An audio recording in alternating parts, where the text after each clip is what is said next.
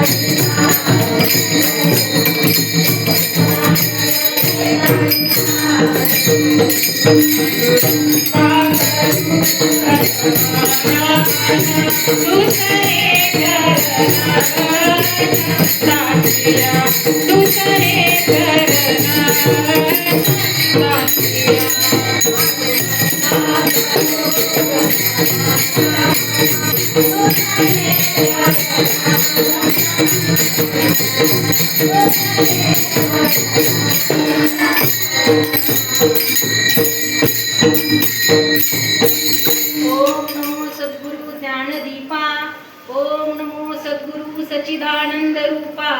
ओम नमो सद्गुरु भक्त कल्याण मूर्ती। ओम नमो सद्गुरु भास्करा पूर्ण मूर्ती। मस्तक हे माझे वारकरी संतांच्या पायावरी।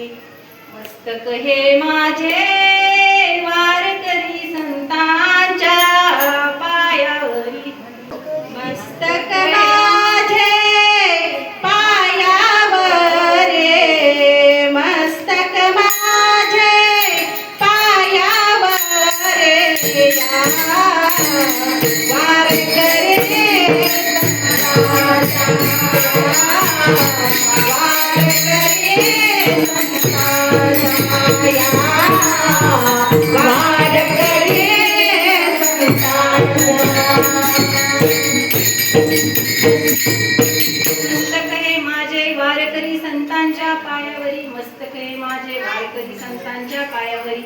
आज कीर्तनरूपी सेवेकरिता घेतलेला अभंग जगद्गुरु जगवंदनीय वेदांचे विधाते संत जगद्गुरु तुकाराम महाराज यांचा संत मागणीपर 4 चरणाचा अभंग सेवेसाठी घेतलेला आहे। आपली हिता जोसे जागता धन्य माता पिता तयाची। तुकाराम महाराज या अभंगातून आपल्या साधका जो आपल्या हितासाठी साधक जागा आहे त्या साधकांच्या माता पित्याला धन्यता देतात।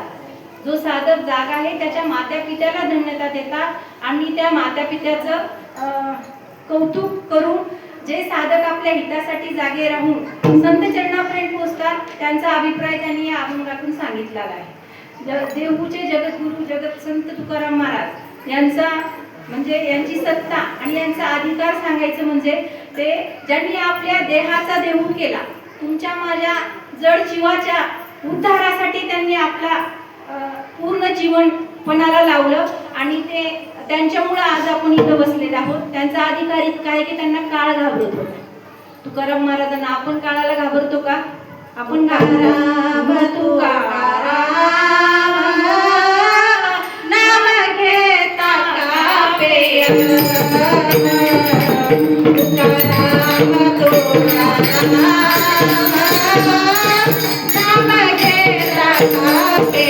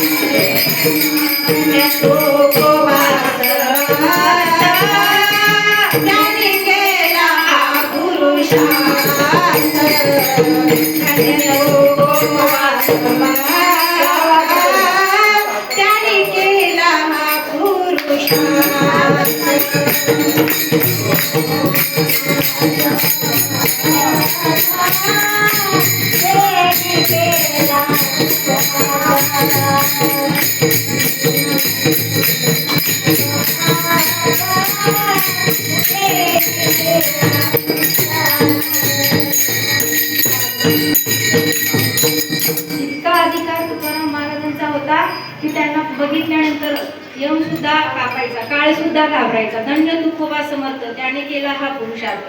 त्यांनी आपलं पूर्ण जीवन तुमच्या माझ्या जीवाच्या उद्धारासाठी पूर्ण कारणी लावलं आणि त्यांनी देवाला आपलंसं केलं. देवाला सुद्धा जाब विचारण्याचा अधिकार तुकाराम महाराजांचा होता. इतके श्रेष्ठ तुकाराम महाराज होते की म्हणून तुकाराम महाराज अनु रेणू ठोकडा तुका तुका आकाशा एवढा ठोकडा तुका आकाशा एवढा अनु रेणू या ठोकडा तुका आकाशा एवढा अनु रेणू या ठोकडा तुका आकाशा एवढा. तुकाराम महाराजांची मती याच्यातून आपल्याला सांगते. आता मी सेवेकरिता घेतलेला अभंग जो आहे त्या अभंगाच्या चिंतनापूर्वी अभिप्राय द्यायचा म्हणजे असं की मी खरंच तुम्हाला सांगते, आज मला इतकं म्हणजे पात्रता नाहीये, माझं पामर आहे, काय देव पण पायी बरी. तर तुम्ही माझ्या मात्या पित्या समान तुम्ही समोर बसलेले आहात. ज्या आई वडिलांनी हाताला धरून चालवायला शिकवलं त्यांच्या पुढे कीर्तन करणं म्हणजे माझी इतकी हे नाहीये, पण काहीतरी प्रारब्ध, वाडवडिलांची पुण्याई, गुरूंची कृपा, माऊलींची कृपा आणि तुकाराम महाराजांची कृपा, पांडुरंग परमात्म्याचा कृपा आशीर्वाद, या सर्व आशीर्वादा प्रति मला मिळालेलं हे पुष्पगुच्छ जे आहे कीर्तनाचं ते मी आज तुमच्या पुढे सादर करणार आहे. मी इतकी अनुभवी नाही आहे. काय म्हणतात ज्ञान होय मुळा दगडा, तर मी काय दगड आहे, त्याच्यामुळं काही नाहीये. मी साथ देणार आहे, तुम्ही मला प्रतिसाद द्यायचा आहे. तर छोट्या मोठ्या लहान तोंडी मोठा घास असं घेतलेला आहे. कीर्तनाच्या गादीवर उभा राहिले, मी फक्त उभा आहे. जसं माऊलींनी रेड्याच्या मुखी वेद बदवून घेतले तसं मी इथं उभा आहे, पण माझ्या तोंडून तुकोबार आहे. माऊली पांडुरंग परमात्मा जे देतील मला ते नाही मी बोलता आपुलिया बाळ नाही मी बोलता आपुलिया बाळ नाही मी बोलता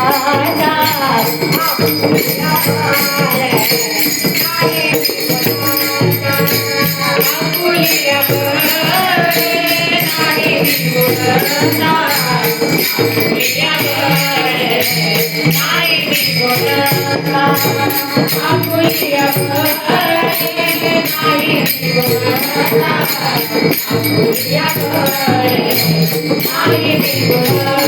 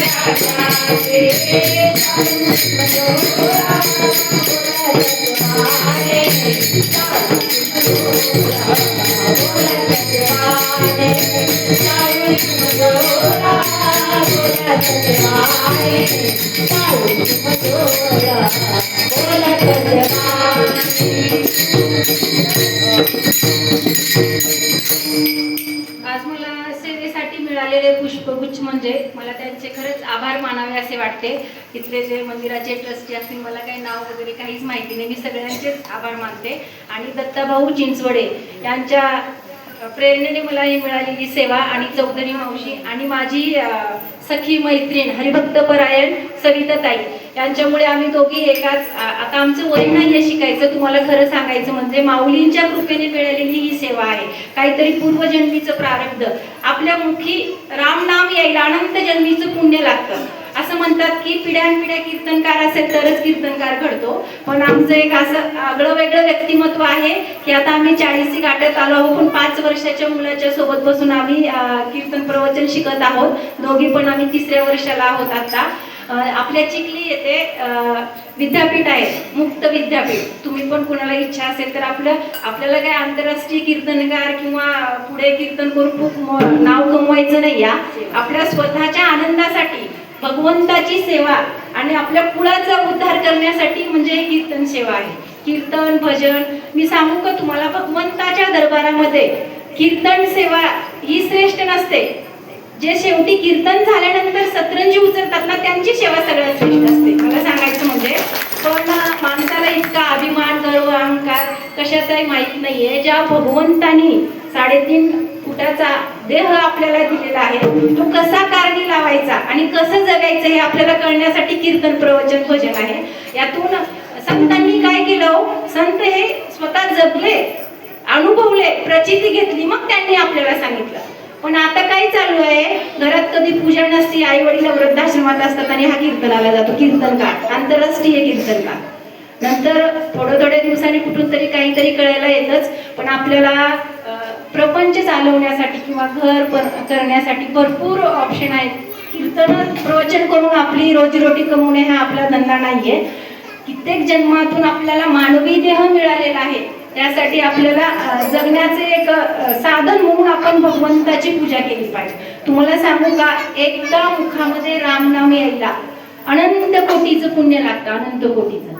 म्हणून तुकोबाराय सांगतात की आपुलिया हिता जो असे जागता धन्य माता पिता तयाचिया. तुकोबाराय काय म्हणतात, आपल्या मुलासाठी आपल्या मुलीसाठी जे माता पिता जागे आहेत त्यांना ते धन्यता देतात. आहेत काही तर जागे माता पिता, आपण स्वतः जागे आहोत का ते बघा. कुठं जागा राहिले पाहिजे, बंगला गाडी पैसा धन इथं जागा राहिले पाहिजे ना. आपलं कॉम्पिटिशन खूप वाढत चाललेलं आहे. आपल्याला कुठं कॉम्पिटिशन करायचं हे सुद्धा कळत नाहीये. संसारामध्ये शेजाऱ्यांनी गाडी घेतली की आपल्याला गाडी मिळालीच पाहिजे, शेजाऱ्याने तसली साडी घातली की आपल्याला तसली साडी मिळालीच पाहिजे, आपला असा हट्टास असतो. पण तुकाराम महाराज हित आहे, त्या हिताबद्दल नाही बोलत आहे. हित हे परमार्थाचं हित सांगतात की तुम्ही परमार्थात या. माझ्या मैत्रिणीने 1 वेळा पारायण केलं तर मी 5 वेळा पारायण करेन, ती 4 वेळा वारीला गेली तर मी 10 वेळा वारीला जाईल. असं परमार्थामध्ये कॉम्पिटिशन ठेवून जगलं तर आता आपण या कलियुगात जगू शकतो. आता एकच उपाय आहे कलियुगामध्ये, फक्त आणि फक्त नामस्मरण. आपल्या मुखाने नामस्मरण करायचं आणि सतत भगवंताची सेवा करायची. तर मला इथं सांगावं असं वाटतं की तुकाराम महाराज या अभंगातून सांगतात की जो आपल्या हितासाठी जागे आहे. कोण हितासाठी जागे होतो, तर मला सांगायचंय की मला फक्त आठवती श्यामची आई, रामची आई आणि माझी तुमची आई. मी श्यामची आई कादंबरी वाचलेली आहे म्हणून तुम्हाला सांगते. आताच्या माता आता ही आपली वाटतं डोक्यावर पदर साडी नेसून मुलांना घडवणारी शेवटची पिढी आहे. आता सगळ्या मॉम जीन्स मध्ये दिसत आहे आणि बाळ पाळणार राहा. त्याच्यामुळं आताच्या नवीन पिढीला काय कळणार नाहीये धन्य माता पिता तयाची. तर आपल्या आई वडिलांनी अंगाला कपडे होल पडलेले कपडे घालून पायाला चप्पल न घालता काळ्या दुधाच्या चहा पिऊन आपल्याला वाढवलं. इथं तरुण पिढी नाही आहे. मला हेच सांगायचे की नाही परमार्थ केला तरी चालेल, नाही पंढरीची वारी केली तरी चालेल, नका देवाला पूजू तुम्ही. तुम्हाला सांगू का, ज्या पुत्रांनी कन्या आणि पुत्रांनी आई वडिलांची सेवा केली त्यांना 3 प्रदक्षिणा घातल्यासारखं पुण्य मिळतं.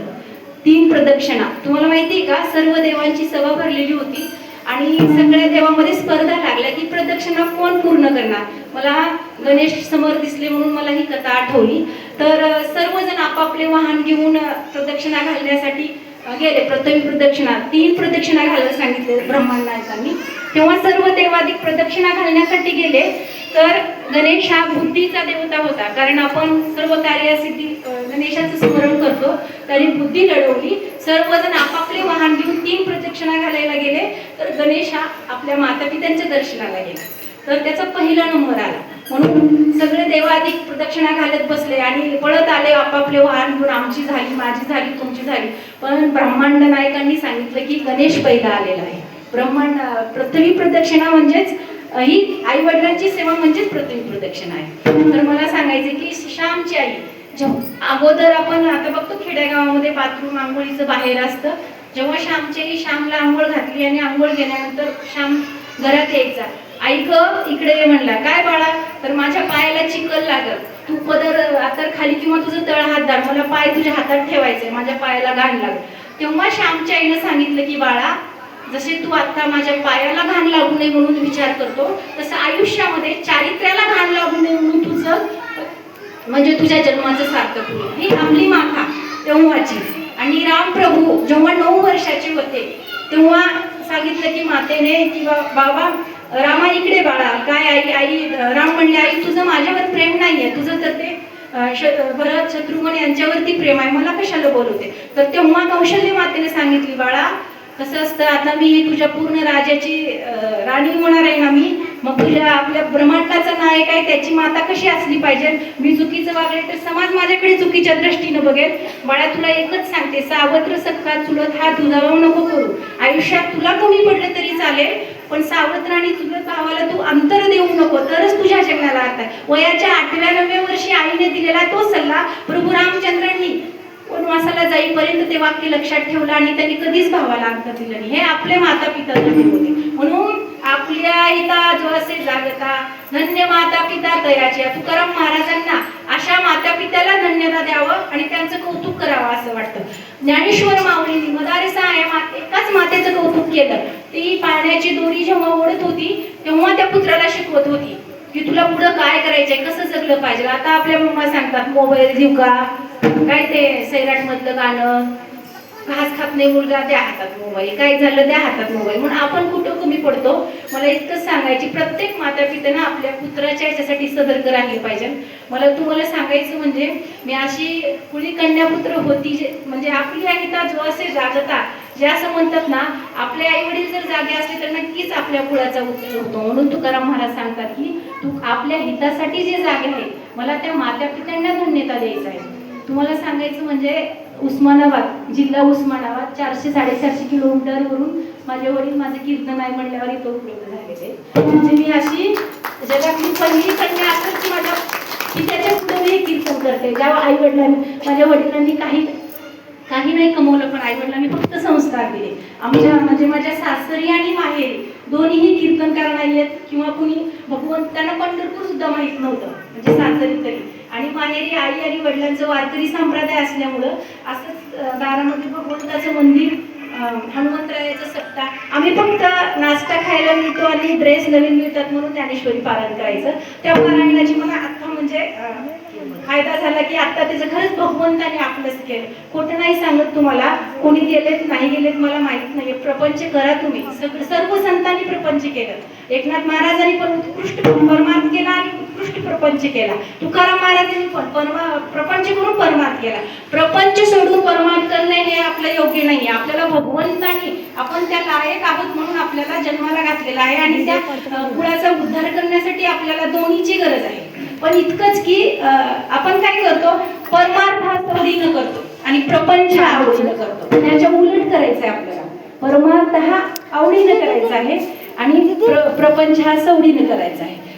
काय मिळणार आहे? आतापर्यंत आपले आजी आजोबा बघा किंवा मागची पिढी बघा, कमवत आलेच. त्यांनी काय नेले का जाताना सोबत? गाडी, बंगला, काय नेले सोबत? काहीच नाही. फक्त आणि फक्त आपण केलेलं नामस्मरणच आपल्यासोबत येणार आहे. म्हणून सतत भगवंताच्या चरणी राहून आपण, भगवंतानी हा 3.5 फुटाचा देह दिलेला आहे, तर त्याचा वापर कसा करायचा? तर आपण डोळ्यांनी काय बघायचं आहे? घेई घेई माझे वाचे, माझे वाचे गोड नाम विठोबाचे. घेई घेई माझे वाचे, गोड नाम विठोबाचे.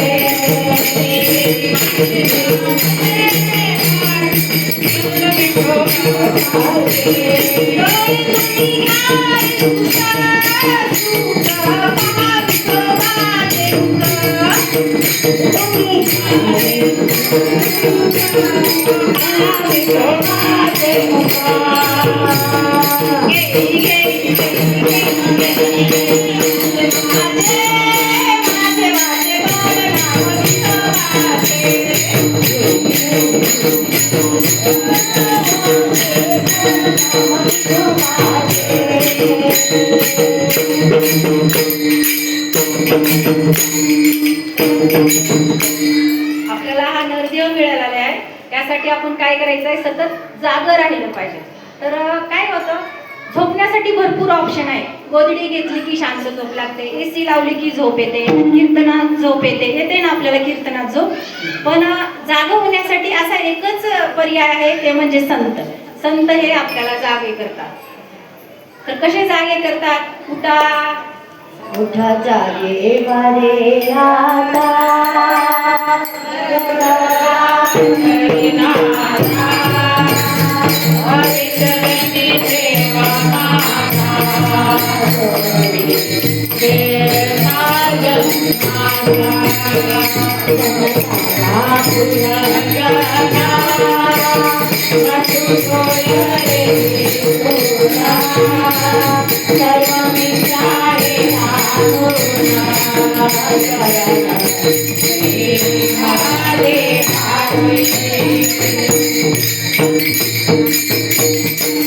आपण झोपलेले असताना आपल्याला जागे करणारे हे फक्त संत आणि संत आहेत. संत ते देव, देव ते संत. आपण काय करायचं? फक्त संतांच्या पायाशी राहायचंय. आपल्याला काय करायचंय? संतांचे नामस्मरण करायचंय. तुम्हाला सांगू का, आता आपल्याला जर संतांचं जर दर्शन घ्यायचं असेल, तुम्ही म्हणाल आता आपल्याला काय, आपण काय निळोपराय नाही आहे, तुकोपराय आपल्याला भेटीला येतील असं वाट पाहण्यासाठी. आपण काय माऊली नाही आहे की एकनाथ महाराजांना जसं दर्शन दिले तसं माऊली नाही आपल्याला दर्शन देणार. तर आपण काय करायचं आहे? आपलं ग्रंथ हेच आपले संत आहेत. तुम्हाला सांगू का, आयुष्यात जर जगायचं असेल, तुम्ही मायबापावर कृपा, संत हे खूप दयाळू आणि मायाळू असतात. माऊली आपली ज्ञानाई ही काय अनाथांची माय आहे. ज्याला आई वडील नाही आहेत ना, खरंच तुम्हाला सांगते, असू द्या किंवा नसू द्या, एकदा तरी जाऊन माऊलींच्या समाधीवर डोकं ठेवा, म्हणजे तुम्हाला प्रचिती आल्याशिवाय राहणार नाही. काय केलं होत्या 12 वर्षाच्या मुलांनी? किती वय होतं ज्ञानोबा माऊलींचं? केव्हा त्यांनी आपलं ज्ञानेश्वरी लिहिली, केव्हा समाधी घेतली? आपले मुलं किती वर्षाचे आहेत? पण काय शिकवतो मुलांना?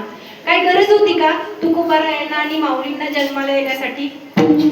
कशाला जन्मासाठी आलेले? आणि त्यांनी आपलं जीवन कुणाच्या कारणी लावलं? तुमचा माझा उद्धार होण्यासाठी. त्यांना काहीच गरज नव्हती जन्माला येऊन आपला उद्धार करण्यासाठी. आपलं हे परमभाग्य समजा की आपण तुम्हाला सांगू का, अमेरिकेला काय म्हणतात? डॉलरचं मंदिर म्हणतात, डॉलरचा देश म्हणतात. चीनला काय म्हणतात? युद्धाची खाण म्हणतात. पण आपल्या भारत देशाला भगवंताचं हृदय म्हणतात आणि देवाचं मंदिर असं म्हणतात. आपण इतकं भाग्यवान आहोत की या भारत देशात, महाराष्ट्र राज्यात संतांच्या भूमीत जन्माला आलो. आपण तुकोबाराय आणि माऊलीच्या नंतर जन्माला आलो, हेच आपलं भाग्य समजा. नाहीतर आपल्याला मुखाला शिवीगाळ येऊन आपण माणूस म्हणून सुद्धा लायकीचं राहिलं नसतं. म्हणून आपल्याला एकच करायचं आहे तर काय करायचं आहे, फक्त आणि फक्त संतांच्या पायाशी राहिलं पाहिजे. तर तुकाराम महाराज काय म्हणतात, आपल्या हितासाठी जे जागे आहेत त्या माता पित्याला तर धन्यता देतात, पण ते आपल्याला अभंगाच्या दुसऱ्या चरणात काय सांगतात की ज्या माता पित्याच्या पोटी जे जन्माला येणारे ते आपत्ती कसे असले पाहिजे ते आपल्याला अभंगाच्या दुसऱ्या चरणात कुळी कन्या पुत्र होती जे सात्विक, कुळी कन्या पुत्र होती जे सात्विक, कुळी कन्या पुत्र होती जे सात्विक, कुळी कन्या पुत्र होती जे सात्विक, कुळी कन्या पुत्र होती जे सात्विक, कुळी कन्या पुत्र होती जे सात्विक, कुळी कन्या पुत्र होती जे सात्विक, कुळी कन्या पुत्र होती जे सात्विक, याचा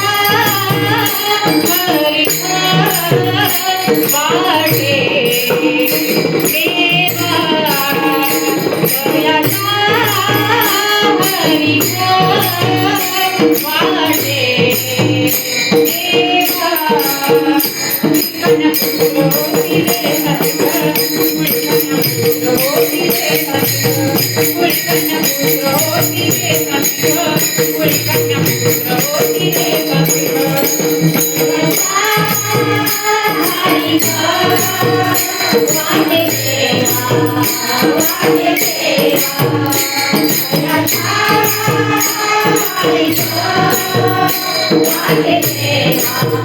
वाटे देवा, कन्या पुत्र होती रे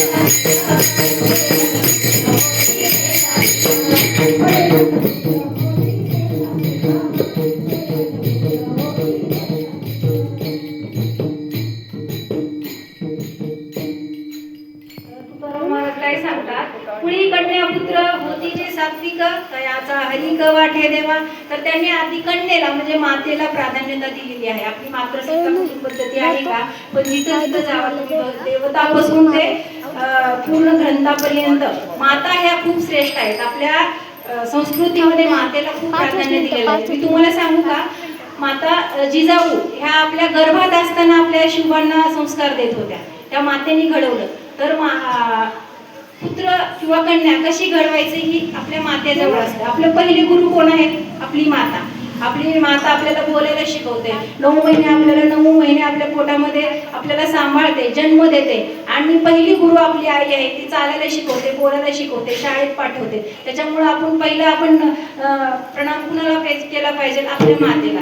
जिजाऊ मासाहेब गर्भात असतानाच आपल्या शिवबाला त्यांनी पूर्ण शिक्षण दिलं. आणि शिवबा 4-5 वर्षांनी असताना त्यांनी सांगितलं की शिवबा आपल्याला हे राज्याचं रक्षण करायचं आहे, आपल्या धर्माचं रक्षण करायचं आहे. तर मला याच्यासाठी असं म्हणावं वाटतं की या जिजाऊची पुण्याई कशी आली उफळाला, माझ्या जिजाऊची पुण्याई कशी आली उफळाला, तो बापांचा बाप शिवबा जन्मला, तो बापांचा बाप शिवबा जन्मला, तो बापांचा बाप शिवबा जन्मला, शिवबा जन्मला.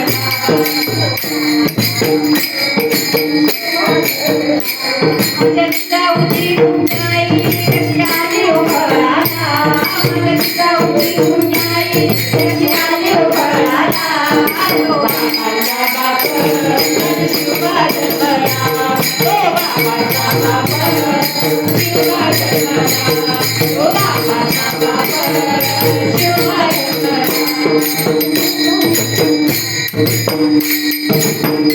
या मातेने गर्भात असताना आपल्याला मुलाला संस्कार दिले आणि 4-5 वर्षाचा असताना सुद्धा धर्मरक्षणासाठी, देशरक्षणासाठी त्यांना धडे शिकवले.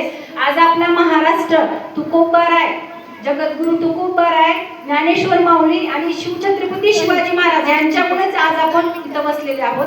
त्यांच्यामुळेच आपला हा महाराष्ट्र आज भगवंतमय झालेला आहे, ज्यांनी फक्त देशाचं रक्षण केलं. तुकोबाराय काय म्हणायचे शिवाजी राजांना ते म्हणायचे की राजे, आमच्या गळ्यात माळ हा आमचा परमार्थ आहे, तुमच्या हातात ढाल आणि शमशेर आहे आणि हा तुमचा परमार्थ आहे. म्हणजे तुम्ही काय केलं, देश रक्षणासाठी ढाल हातात आणि शमशेर घेऊन लढलात, हा तुमचा खरा परमार्थ आहे आणि आमचा गळ्यात माळ घालणे हाच आमचा परमार्थ आहे, असे तुकाराम महाराज शिवाजी महाराजांचं वर्णन करायचे.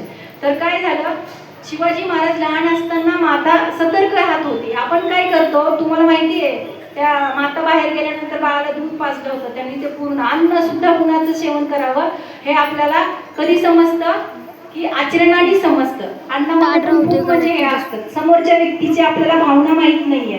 त्याच्या दासीने दूध पाजलं होतं, मला हा शिवबा देशरक्षणासाठी घडवायचा आहे, आणि तिचं दूध पिल्यानंतर त्या दासीसारखंच माझं शिवबा बनेल म्हणून तिनं बाळाला उलट करून जिजाऊंनी ते पाजलेलं दूध सुद्धा बाहेर काढून टाकलं. म्हणून प्रत्येक माता पित्यांनी आपल्या पुत्रासाठी आणि कन्यासाठी सतर्क असलं पाहिजे. अशी माता माऊलींनी असा एक राजा घडवला. शिव बाळ कोण्या माऊलीचा गुंडा, शिव बाळ कोण्या माऊलीचा गुंडा, महाराष्ट्रामध्ये लाविला झेंडा, महाराष्ट्रामध्ये लाविला झेंडा, धर्माच्या काला, आजा बालकाला हो धर्माच्या काला, मनोभावे रोवाडे शिवबाला, मनोभावे रोवाडे माझा शिवबाला.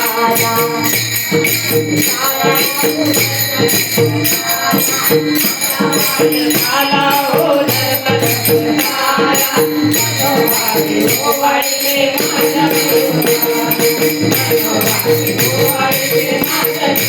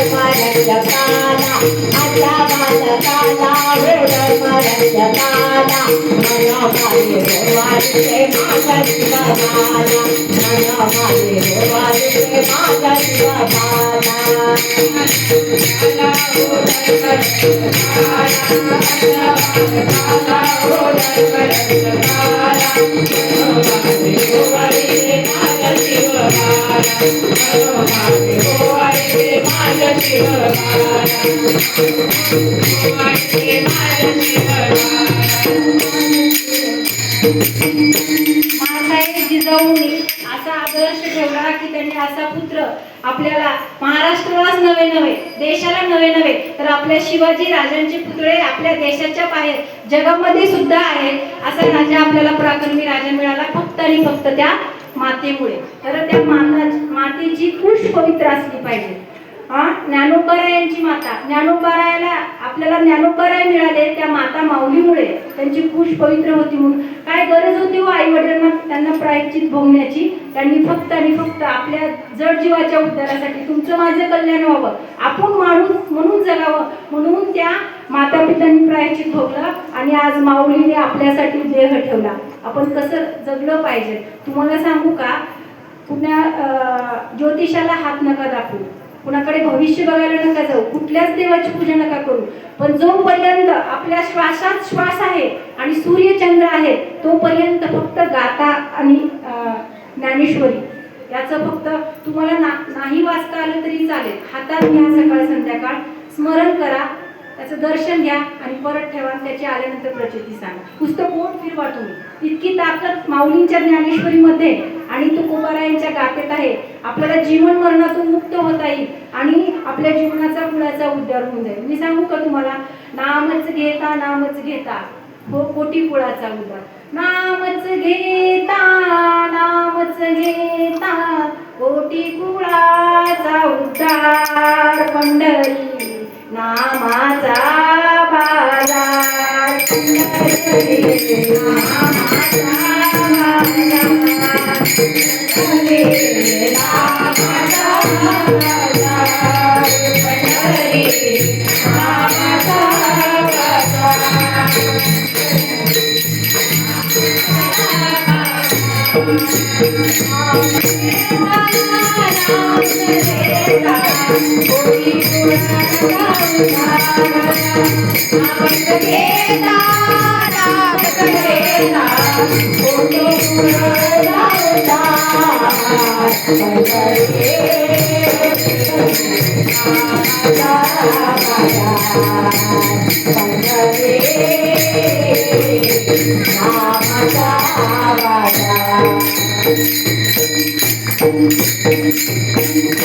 तुकोबाराय आपल्याला या अभंगातून सांगतात, त्यांनी आपल्या महाराष्ट्राला अशा कन्या मिळाल्या. ते मातेचं वर्णन का करतात? संत सखूबाई, जनाबाई, मुक्ताबाई, अहिल्याबाई होळकर, मा जिजाऊ साहेब यांनी खूप म्हणजे आपल्या महाराष्ट्रासाठी आज त्यांच्यामुळेच आपण आज इथं उभा आहोत. त्या मातेने खूप कष्ट घेतले. शिवाजी राजांनी फक्त महाराष्ट्र जागवला, पण त्याला जागं ठेवण्याचं काम हे अहिल्याबाई होळकर यांनी केलेलं आहे. आपल्या जेवढ्या महाराष्ट्रात धर्मशाळा आहे, जेवढी आपले छोटे छोटे मंदिर देवस्थान आहे, त्या उद्धाराचं काम आपल्या जीव कोणाला लावून आपल्या अहिल्याबाई होळकर यांनी केलेलं आहे. म्हणून लाडक्या बहिणी कसं होता येईल याच्यासाठी प्रयत्न करायचा आहे. आणि म्हणून आपल्याला तुकाराम महाराज म्हणतात त्यांनी कन्येला का प्राधान्यता दिलेली आहे. आजकाल आता मला माहित नाही या मुली कुणाला आहेत काय नाही, पण आजकाल तुम्ही पाहाल तर एक मुलगा असलेल्या आईवडिलांची अवस्था बघा, 2 मुलं असलेल्या आईवडिलांची बघा, 3 असलेले बघा. एक असलेले तरी परवडतं, सांभाळलं नाही सांभाळलं तरी आईवडील एकटे करून खातात.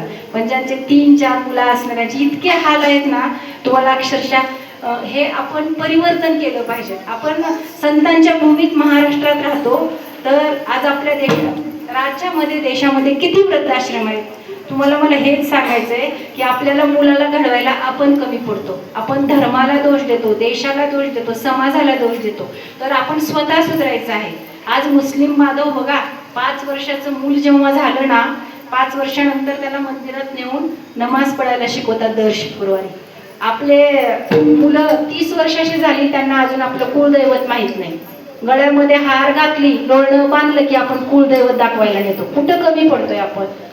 आपल्या मुलांना सांगू का तुम्हाला, आपल्याला जर भविष्यात आपल्या मुलांना सांभाळावं असं आपल्याला वाटत असेल तर आत्ताच स्वतःपासून सुरू करा. संतांनी समाज नाही सुधारवला, संतांनी देश नाही सुधारवला, ते स्वतः सुधारले, स्वतः त्यांनी जगले, स्वतः अनुभूती घेतली आणि त्याच्यानंतर ते आपल्याला सांगितले. म्हणून आपण काय करायचं, स्वतः कोरड्या पाषाणात जगात सांगितलं असं नका करू. तर आपल्या प्रत्येक घरात आजी आजोबा असतील, आई वडील असतील, आपल्या मुलाला पसायदान हे आलंच पाहिजे. सकाळ संध्याकाळ दिव्या लावून आल्यानंतर आई वडिलांच्या पाया पडायला शिकवा, आजी आजोबाचं दर्शन घ्यायला शिकवा. मी म्हणत नाहीये की तुम्ही कॉन्व्हेंट स्कूलला मुलं घालू नका. मी सांगू का तुम्हाला, A फॉर ॲपल पासून Z फॉर झेब्रा म्हणजे गाढव इथपर्यंत नेऊन ठेवणारी इंग्लिश मीडियम स्कूल आहे. A फॉर ॲपल पासून Z फॉर झेब्रा म्हणजे गाढवापर्यंत नेऊन ठेवते मुलांना. मी म्हणत नाही कॉन्व्हेंट स्कूलला मुलं घालू नका, पण आपल्या जर भाषेचा जर अभिमान वाटावा असं आपल्याला वाटत आलं तर मुलं आपले मराठी शाळेतच घाला.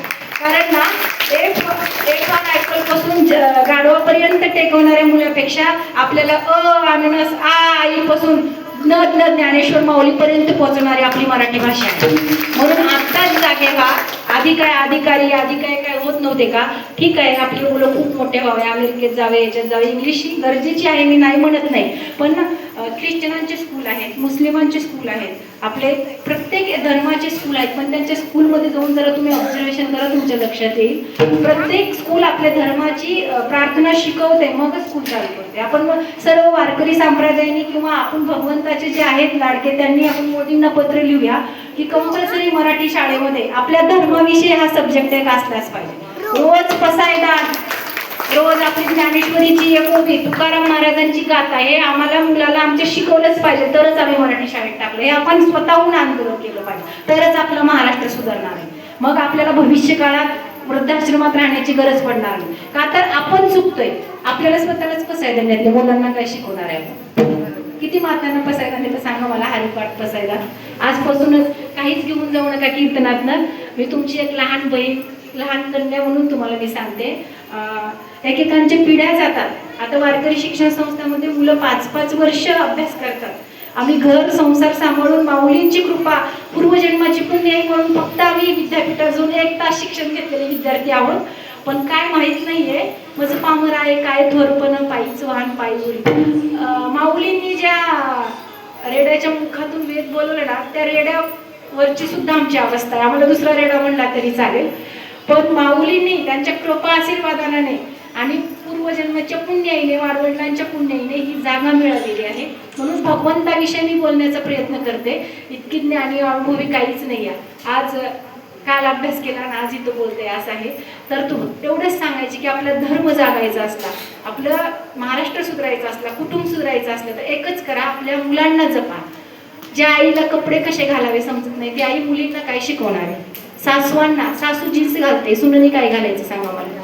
काय सांगणार आहे आपण सुनांना? माझ्या आई समान, सासू समान बसलेल्या माता इथं आहेत. आपण स्वतः सुधरा. संतांनी तेच केलं, स्वतः जगले आणि दुसऱ्याला जगायला शिकवले, म्हणून आज महाराष्ट्र टिकला आहे.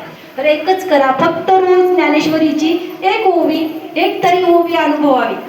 एक तरी ओवी अनुभवावी, एक तरी ओवी अनुभवावी,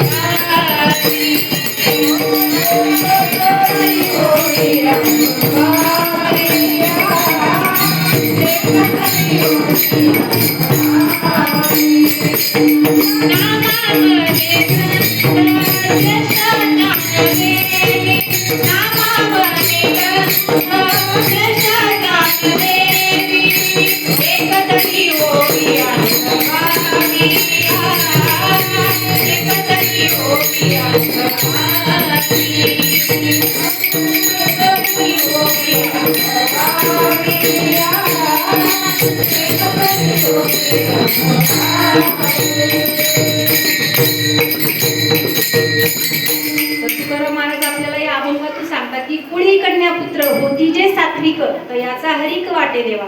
तर कान्होपात्रा एकदाच पंढरपूरला गेली, पण ती पांडुरंगाची होऊन गेली. असे कुळी कन्या पुत्र जे जन्माला येतात त्यांचा हेवा तुम्हा आम्हाला तर वाटतोच, संतांना तर वाटतोच, पण त्यांचा हेवा देवाला सुद्धा वाटतो. म्हणून तुकोबाराय म्हणतात की कुळी कन्या पुत्र होती जे सात्विक. मला सांगा, पीकच, जमीनच जर सुपीक नसेल तर पीक कसं येईल सांगा? त्याच्यासाठी कुश ही पवित्र पाहिजे, तरच त्या मातेच्या पोटी सात्विक पुत्र आणि कन्या जन्माला येतात. म्हणून आपण मातेने आणि पितेने सतर्क राहिले पाहिजे. आपल्या मुलाला समाजामध्ये चांगलं जगता यावं. आपल्या मुला काय गरज होती हो विठ्ठल पंतांना आणि त्यांच्या पत्नींना प्रायश्चित घ्यायची?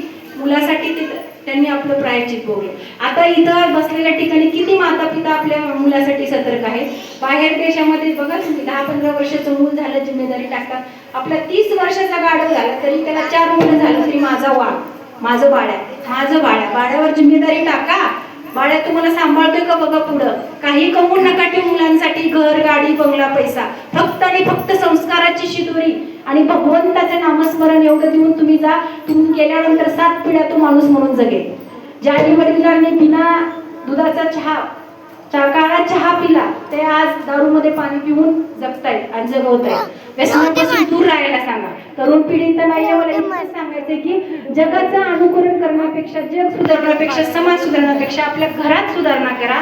आपलं मूळ शेजारचा मुलगा इतकं सांगायचंय मला की आपण मुलीला सांगतो 7 वाजल्यानंतर बाहेर नको जाऊ, 7 वाजल्यानंतर घरात राहत जा, कपडे असे घाल. पण इथं बसलेल्या प्रत्येक मुलांच्या आईला माझी विनंती आहे की तू शिवभासारखं जग. प्रत्येक लेडीज मुलीकडे कुठलीही मुलगी दिसली तर तू बहिणीसारखं जग. असं प्रत्येक मातेनं मुलांना पण सांगणं गरजेचं आहे. नुसतं मुलींना आईने बंधनात ठेवून फायदा नाहीये. प्रत्येक मातेनं मुलाला शिकवा की तुला जी डोळ्याला दिसेल ना ती तुझी बहीण आहे, बहिणी समानच तिला. तर आपले आज काय समाजात 3 वर्षाच्या मुलीच्या वरती अत्याचार होतात. कुठं कमी पडतोय आपण? काळाची गरज आहे, आपल्याला सतर्क होणं गरजेचं आहे.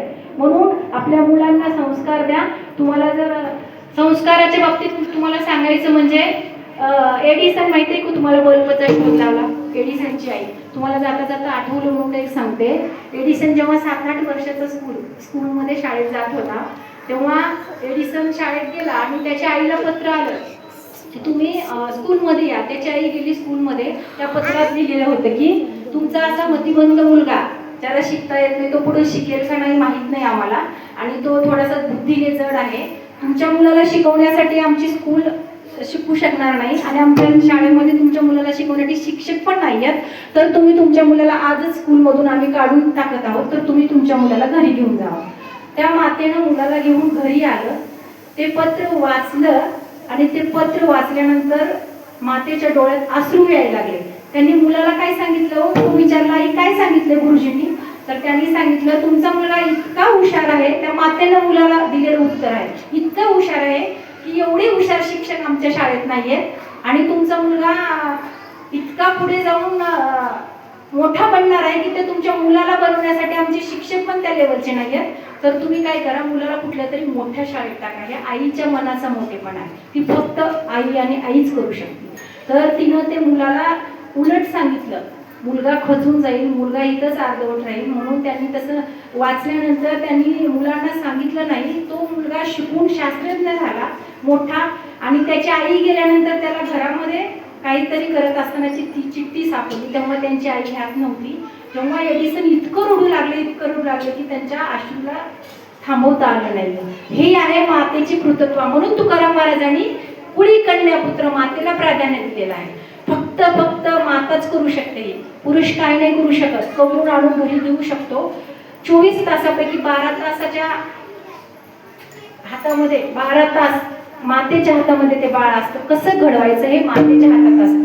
म्हणून संस्काराची शिदोरी मातेनेच दिली पाहिजे. जेव्हा एडिसन मोठे शास्त्रज्ञ झाले ना, तेव्हा त्यांची आई ह्यात नव्हती, पण इतकं त्यांच्या डोळ्याला धारा लागल्या. काय आई जर जिवंत असली तर त्यांनी आईचे साष्टांग दंडवत करून आईचे गळ्यात मिठी देऊन ते रडले असते, पण त्यांना पर्यायच नव्हता. अशी असती माता. मुलाचे सगळे आई माझी मायेचा सागर तिला दिले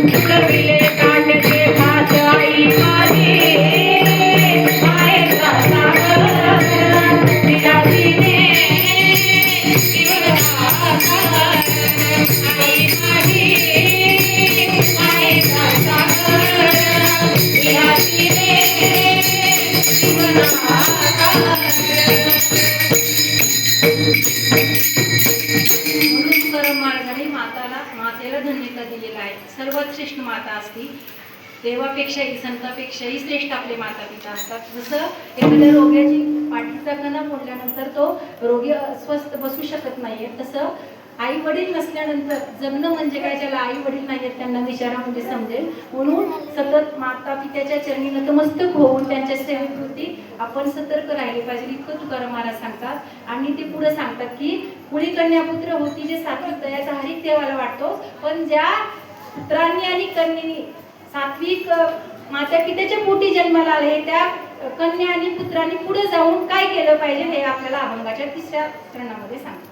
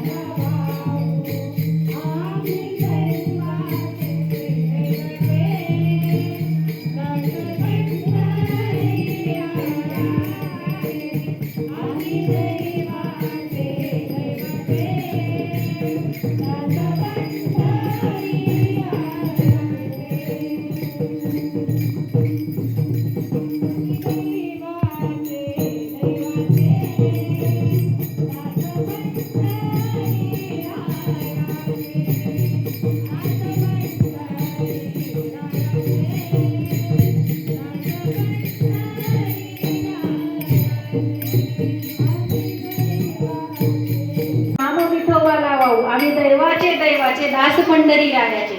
आपल्याला काय करायचं आहे? गीतेचं श्रवण करायचं आहे. गीता ही आपल्याला जगायला शिकवते आणि भागवत हे आपल्याला मरावं कसं शिकवतं. श्रीकृष्ण परमात्म्याने अर्जुनाला रणांगणाच्या ठिकाणी गीता श्रवण केली. तो एकटाच लायक होता का? त्यांना माहिती होतं की अर्जुन हा एकटाच त्याच्या परिपक्वतेचा आहे, म्हणून श्रीकृष्णाने अर्जुनाला गीता सांगितली. पण आपल्या ज्ञानेश्वर माऊलींनी त्याच गीतेचं टीका करून तुमच्या आमच्या सर्वसामान्य माणसापर्यंत पोहोचवली. म्हणून सर्वात श्रेष्ठ गीता आहे. गीता हा सर्वात श्रेष्ठ ग्रंथ आहे, म्हणून त्याचं आपण वाचन केलं पाहिजे. हरिपाठ रोज आपण केलं पाहिजे. गीतेचं श्रवण केलं पाहिजे. गीतेचं वाचन केलं पाहिजे. भागवत कथा ऐकली पाहिजे. तर आपण आपल्या आयुष्यातील जीवन जगत असताना 24 तासापैकी फक्त 5 ते 10 मिनिट आपण भगवंतासाठी देऊ शकतो. 5 मिनिटं एक ओवी वाचायला लागतात. हरिपाठाला 7 ते 8 10 मिनिटं धरा. रोज आपण नित्य नियम केला पाहिजे. आपलं कसं आहे? सवडीनं परमार्थ आहे. संकट आलं, दुःख आलं की आपण देवाला आठवतो. तर तसं न करता नित्य नियम हा खूप महत्त्वाचा असतो. आपल्याला कसं या शरीराला सकाळी नाश्ता, दुपारी जेवण, संध्याकाळी जेवण लागतं का नाही? तसंच आपल्या नामस्मरणाची तासाला आपल्या शरीरात दिवसाला 3,500 श्वास तयार होतात. तेवढेच श्वास आपण घेतो आणि सोडतो. तर आपल्याला प्रत्येक श्वासागणीच आपलं नामस्मरण असलं पाहिजे. तुकोबार आहे, शौचाला बसल्यानंतर सुद्धा नामस्मरण करायचे. आपलं तर मंदिरात बसल्यानंतरही चित्त दुसरीकडे असतं. त्याच्यामुळे नामस्मरणाची खूप गरज आहे काळाची. आता नाम तुझे रे, नाम तुझे रे, नाम तुझे रे नारायणा, नाम तुझे रे, नाम तुझे रे, नाम तुझे रे नारायणा, नाम तुझे रे, नाम तुझे रे, नाम तुझे रे नारायणा, नाम तुझे रे, नाम तुझे रे, नाम तुझे रे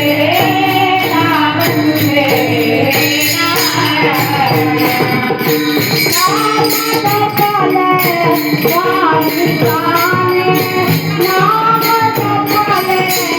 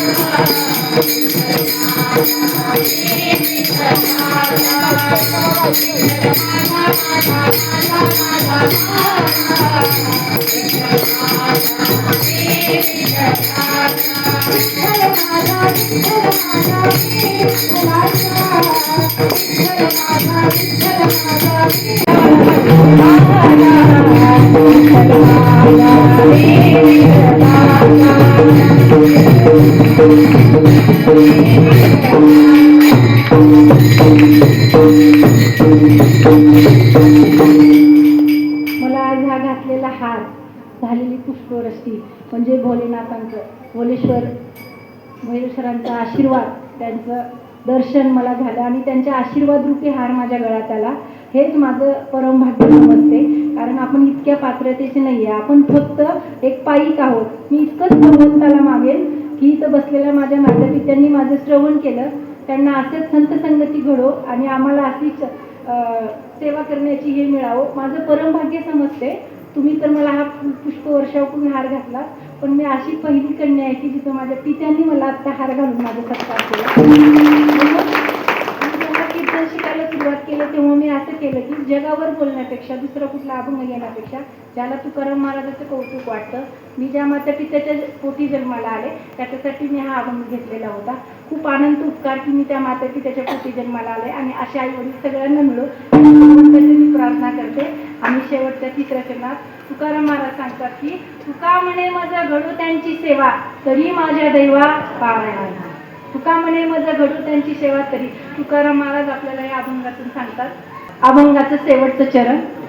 तुका म्हणे माझं घडू त्यांची सेवा, तुका म्हणे माझं घडू त्यांची सेवा, तुका म्हणे माझं घडू त्यांची सेवा, तुका म्हणे माझं घडू त्यांची सेवा, तुका म्हणे माझं घडू त्यांची सेवा, तुका म्हणे माझं घडू त्यांची सेवा, तुका म्हणे माझं घडू त्यांची सेवा, तुका म्हणे माझं घडू त्यांची सेवा, तरी माझं दैवा पार नाही, तरी माझं दैवा. तुम्ही त्यांना संतच कसं म्हणायला सांगतात. आणि एकीकडे ते काय म्हणतात की मला घडो त्यांची सेवा, म्हणजे जे देवाचं नामस्मरण सतत चिंतन नैमित्तिक सर्व करतात त्यांची सेवा माझं घडो, म्हणजे माझ्या दैवाला पारावार होणार नाही. खरंच आज मिळालेली सेवा म्हणजे एकादशी निमित्त निर्जला एकादशी आहे. एकादशी ही धरायचीच असते. सर्वांची एकादशी आहे का? दुप्पट खाप मध्ये एकादशी धर असं आधीच म्हणणं आहे आपल्याला. मी एका पुस्तकामध्ये वाचलं होतं की शेवटच्या क्षणी आपण म्हणतो ना, नातेवाईक ICU मध्ये आहे, पाणीच घेत नाही, हे घेत नाही. जिवंत जेव्हा आपला देह आहे ना आपला जिवंत होतो, परमात्म्याला पण तेव्हा आपण दिसत नाही, त्याला ताजे फुलं आवडतात. तर आपण तरुण वयातच, माऊलींनी किंवा ज्ञानेश्वरी लिहिली तर आपण तरुण वयातच मुलांना परमार्थ करायला सांगितलं पाहिजे. आणि आपण पण त्या मार्गात आता तरी पुढे हाच उपदेश नको नाश आयुष्याचा. आता म्हणजे आता मागं जाऊ द्या. आता ज्या क्षणी कळलं ना त्या क्षणी मागचं जाऊ द्या. आता आपण काही इतकं वाल्मिकी सारखे पापी आहोत का? काय माहिती आहे किती पाप केलं, पण भगवंताने आपल्याचं केलं हेच आपलं पुण्यभाग्य समजायचं. माऊली आणि तुकाराम महाराज इंद्रायणीच्या काठी गेले, चंद्रभागेच्या काठी गेले तर खळखळून हसायची. ते खुश व्हायचे की आता मला यांचं दर्शन होणार आहे. आणि आपण पापी गेलं तर इंद्रायणी नदी आणि चंद्रभागा थरथर कापायला लागतात की हा पापी माझ्याकडे कशाला आला म्हणून. इतके पापी असताना सुद्धा भगवंताने आपल्याला आपलंसं केलंय म्हणून आपला श्वासात श्वास असेपर्यंत या नरदेहाचं कल्याण जर करून घ्यायचं असेल तर आपल्याला भगवंताच्या चरणाशी लीन झालं पाहिजे आणि गीता भागवताचे श्रवणे केलंच पाहिजे. कमीत कमी हरिपाठातला एक तरी रोज अभंग, एक तरी ओवी, एक तरी आपल्याला गीतेतला श्लोक आपल्याला वाचता आला पाहिजे. इतकी ताकद त्या गीतेच्या श्लोकात आहे. तुम्हाला सांगते मी, कितीतरी अश्वमेध यज्ञ केल्यासारखं पुण्य त्या आपल्याला गीतेच्या श्लोकामध्ये आहे. म्हणून तुकाराम महाराज काय म्हणतात, हे जे सात्विक कुळी कन्यापुत्र जन्माला आले, जे गीता भागवत करतात, श्रवण करतात, अखंड विठोबाचं नाम घेतात, दास्यतोपत करतात, पंढरीची वारी करतात, एकादशी करतात, अशांची मला सेवा घडो, म्हणजे माझ्या दैवाला पारावार होणार नाही असं तुकाराम महाराज आपल्याला शेवटच्या चरणात सांगतात. तर आपण काय केलं पाहिजे मग? सतत विठोबाचं नामस्मरण केलं पाहिजे. आपण एक नामस्मरण म्हणून मी भोलेश्वरांच्या मंदिरात म्हणून भरलेले आहे. म्हणून एक आपण शिव शिव म्हणता, शिव शिव म्हणता जाओ माझा प्राण, शिव शिव म्हणता जाओ माझा प्राण, शिव शिव म्हणता जाओ माझा प्राण, शिव शिव म्हणता जाओ माझा प्राण, शिव शिव म्हणता जाओ माझा प्राण, शिव शिव म्हणता जाओ माझा प्राण, जाओ माझा प्राण, शिव शिव म्हणता जाओ माझा प्राण, शिव शिव म्हणता जाओ माझा प्राण, शिव शिव म्हणता जाओ माझा प्राण. शिव शिव शिव अक्षर हे दोन, शिव शिव शिव शिव अक्षर हे दोन, जो रात्रंदिन शिव शिव शिव शिव अक्षर हे दोन जो जपे रात्रंदिन जो जपे रात्रंदिन ओम नमः शिवाय ओम नमः शिवाय ओम नमः शिवाय ओम नमः शिवाय.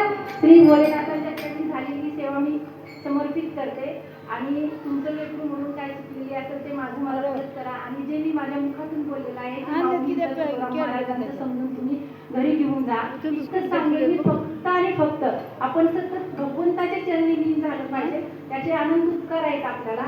आपण ह्या शरीराचा ह्या देहाचं काय म्हणतात त्या चमड्याचा जोडा जरी करून भगवंताच्या पायात किंवा माता पित्याच्या पायात घातलं तरी ते आपले ऋण फिटणार नाही.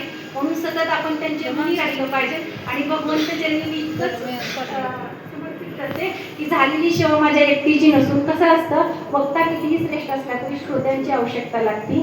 म्हणून मी सांगते की मी बोललेलं नसून माझे मृदंगाचार्य मला दिलेली साथ गायनाचार्य सगळे मला साथीला आलेले आणि मी चिंचवड परिसरात मोर्या गोसावी मंदिर श्री गणेशाला वंदूनच मी कीर्तनास सेवेची सुरुवात केली होती.